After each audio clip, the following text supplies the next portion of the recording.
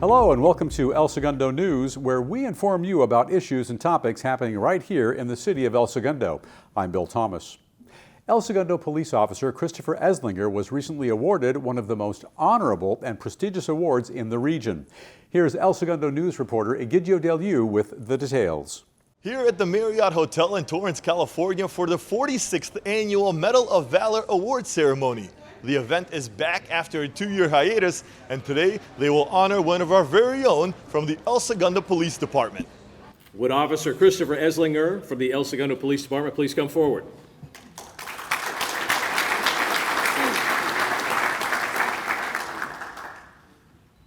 I was on patrol that day, and we received a call for service to assist fire on a woman who was down in her kitchen bleeding. I arrived on scene first. When I got on scene, the daughter was there. She was pretty upset, led me into the kitchen of the apartment. The woman was on her back, bleeding from her wrist. I applied a tourniquet above the elbow and clamped it down so the bleeding stopped, checked for a pulse. She still had a pulse, pulled her out of the kitchen, and then fire arrived on scene at that time and just assisted them with loading her up and getting her to the hospital. This is Officer Eslinger's second life-saving award, and it's moments like these that make the job feel rewarding.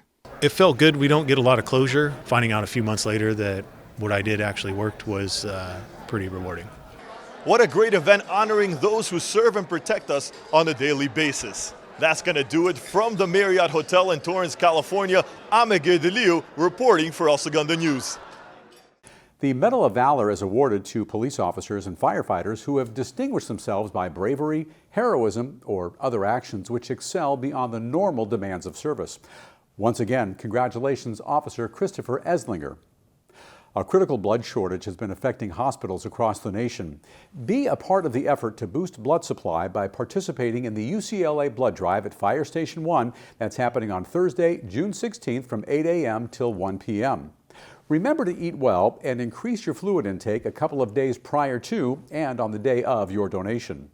Appointments are highly recommended and can be scheduled by visiting ucedonor.com, clicking on Blood Drives, and entering ESFD in the zip code or account code box. For more information, please email Noel at nlai@mednet.ucla.edu. Each year, the El Segundo Rotary Club hosts its annual Community Service Awards to honor those who have made significant contributions to the community over the last year. The Rotary Club will honor the following at a luncheon later this month. Firefighter of the Year, Captain Tony Del Castillo. Teacher of the Year, Dr. Fong Uzoff. Classified Employee of the Year, Susie Flores. Police Officer of the Year, Officer Dominic Fix Gonzalez. And ESPD Civilian of the Year, Officer Nelson Marino. The luncheon will be held at the Zimmerman Automobile Driving Museum. Congratulations to all honorees. You'll be able to dine al fresco in El Segundo for a while longer. At its May 3, 2022 meeting, City Council directed staff to amend the city's agreement with RRM Consulting to develop a long-term outdoor dining program, possibly including the development of a business improvement district as part of the Downtown Specific Plan update, which is currently underway. City Council did not set a date for the complete removal of the remaining temporary outdoor dining areas, and they extended the temporary closure of Richmond Street for outdoor dining till the end of the year. The sidewalk on the 400 block of West Mariposa Avenue will be improved, and here's an estimated timeline of the project. Improvements begin June 6th with tree and concrete removal, followed by construction of a retaining wall, steps, and handrails. Expect construction of the new sidewalk and curb by the middle of the month, with project completion by the end of the month. Working hours will be from 7 a.m. till 4 p.m., and the schedule may change due to various factors, including weather and material availability. The Development Services Department has begun the initial phases of the city's Downtown Specific Plan update. The Downtown Specific Plan sets development standards and implementation measures for future downtown projects and establishes a vision for beautification, improved mobility, and streetscape enhancements within the entire downtown area. City staff will hold a public workshop to receive input from the community on the future of the downtown area later this month. Additionally, an online survey will soon be available on the city's website.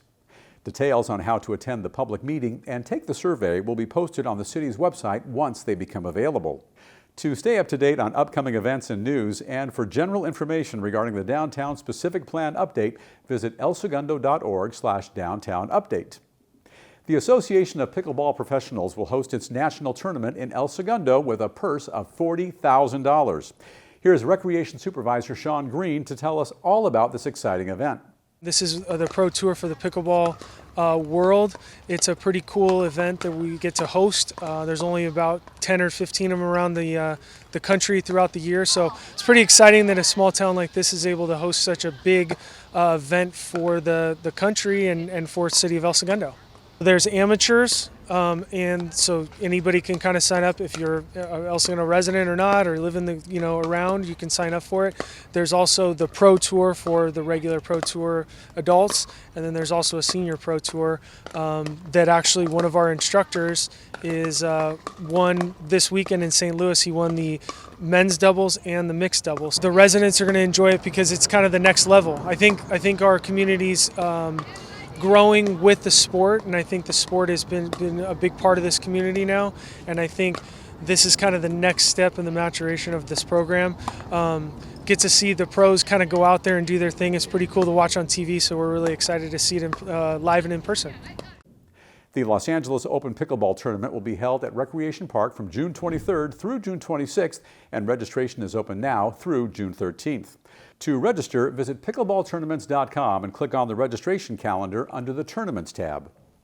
The competition pool at the City of El Segundo Wiseburn School District Aquatic Center remains closed due to failure of the pool heaters.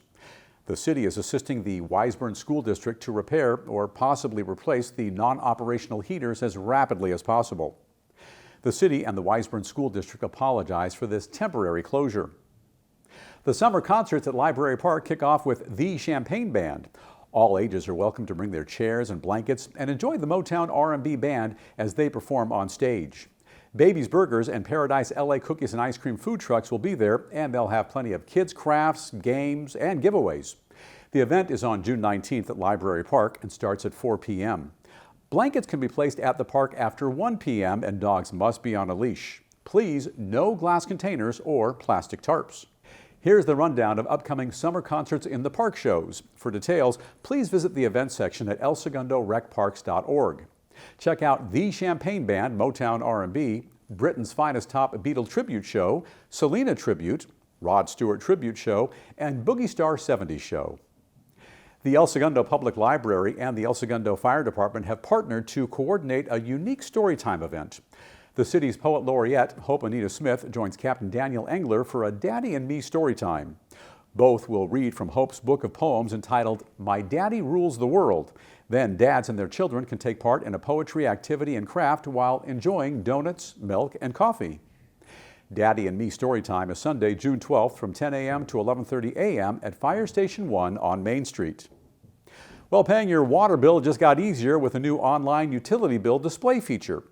The feature will allow customers to receive, view, and pay a bill online.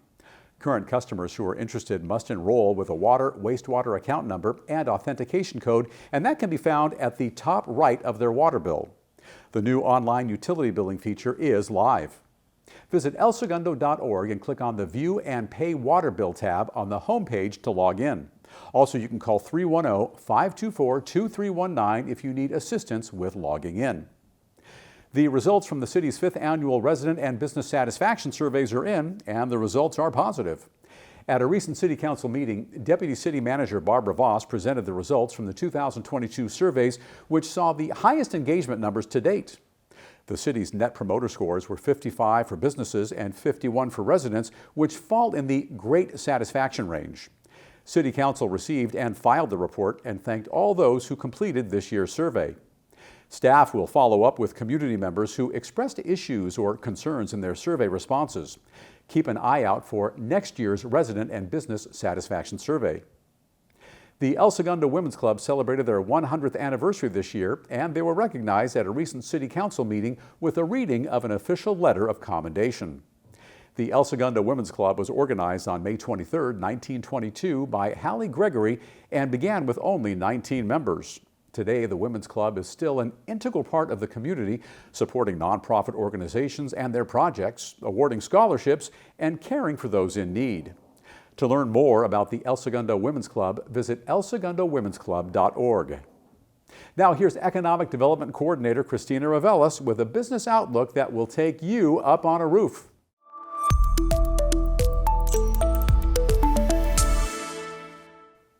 The wait is over, film lovers. The summer outdoor movie season is back in El Segundo. Grab your friends and your blankets, picnic under the stars, watch classic films on the big screen, and take in the views. Rooftop Cinema Club returns with fan favorites like Dirty Dancing, Grease, Back to the Future, and recent blockbuster hits on state-of-the-art LED screen. Located at 1310 East Franklin Avenue in El Segundo, this one-of-a-kind outdoor cinema experience offers relaxing lounge chairs, personal wireless headphones, games, and movie snacks. And if you're looking for a fun way to kick off Pride Month, Rooftop is having special Pride screenings of LGBTQ during this June. A portion of the proceeds from Pride screenings will be donated to the Trevor Project, the world's largest suicide prevention and crisis prevention organization for young LGBTQ people. Grab your tickets at rooftopcinemaclub.com. Thanks, Christina. Photographs and Hollywood movie memorabilia of days gone by are part of ESMOA's Experience 51 Time.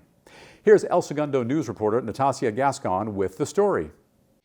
I'm here at the El Segundo Museum of Art, where, as you can see, this place has been transformed into an immersive Hollywood experience, thanks to the Academy Award-winning production designer, Rick Carter.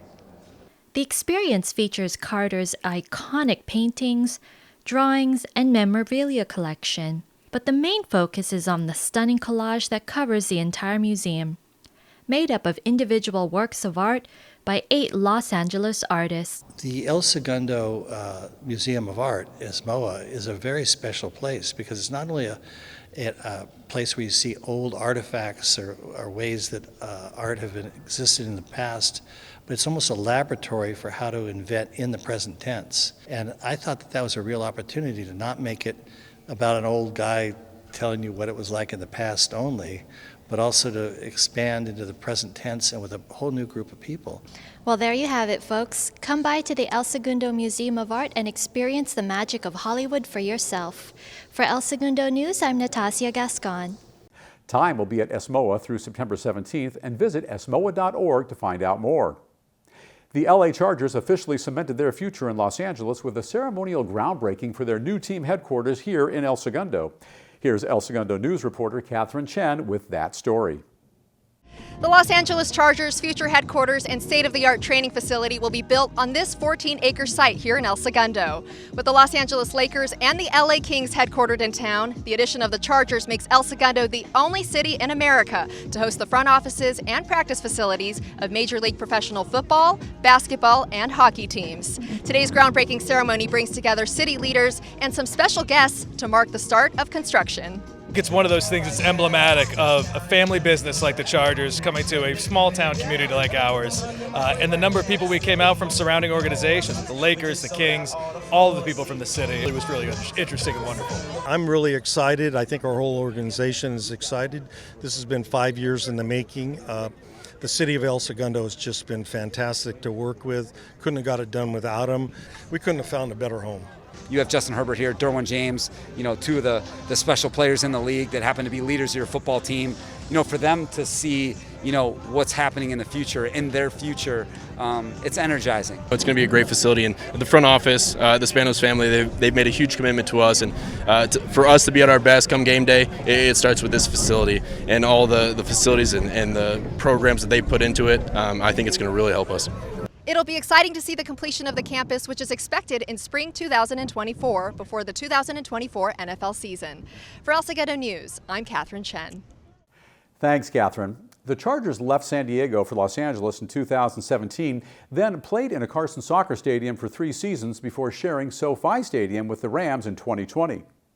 And here's El Segundo News reporter Egidio Del U with your sports wrap regarding the latest on the LA Kings. Egidio.